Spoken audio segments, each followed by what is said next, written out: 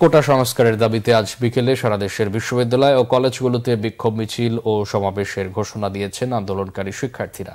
সংসদের জরুরি অধিবেশন ডেকে আইন পাশ না করা পর্যন্ত আন্দোলন চালিয়ে যাওয়ার প্রত্যয় তাদের। শাহবাগে অবরোধ কর্মসূচি থেকে রাতে এই ঘোষণা আসে। গতকাল বিকেল থেকে শাহবাগ মোড়ে অবস্থান নিয়ে শিক্ষার্থীরা বাংলা ব্লকেট কর্মসূচি পালন করে। এদিকে একদিকে ছাত্রলীগ, অন্যদিকে পুলিশের অবস্থানের মধ্যে শিক্ষার্থীদের অবরোধে পরিস্থিতি অনেকটাই থমথমে হয়ে ওঠে। বিক্ষুব্ধ শিক্ষার্থীরা বলেন, কেউ শক্তি প্রয়োগ করলে দায়িত্ব তাদের। মহিবুল্লাহ মহিবের রিপোর্ট। রাজপথে না নামার অনুরোধ, আহ্বান, কোনো কিছুই দমাতে পারল না কোটা সংস্কারের দাবিতে আন্দোলনরত শিক্ষার্থীদের। বৃহস্পতিবার বিকেল 5টার কিছু পরে শাহবাগে পুলিশের ব্যারিকেড ভেঙে ফেলে শিক্ষার্থীরা।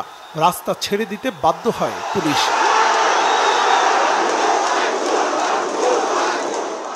মিছিল আর স্লোগানে মুখরিত হয় শাহবাগ চত্বর।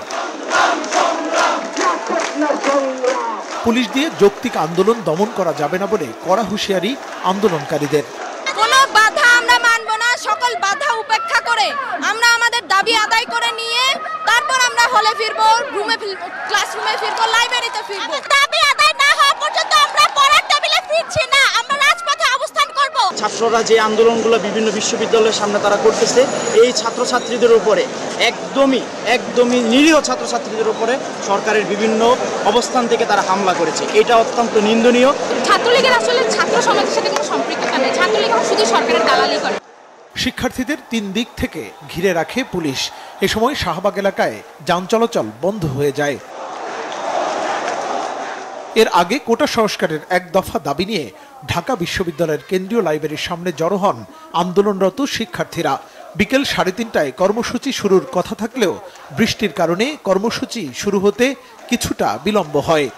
এতদিন পর্যন্ত সরকারের যে মহল আমাদেরকে বারবার বলেছেন হাইকোর্টের উপরে ভরসা রাখতে, আমরা হাইকোর্টের উপরে ভরসা রেখেছি।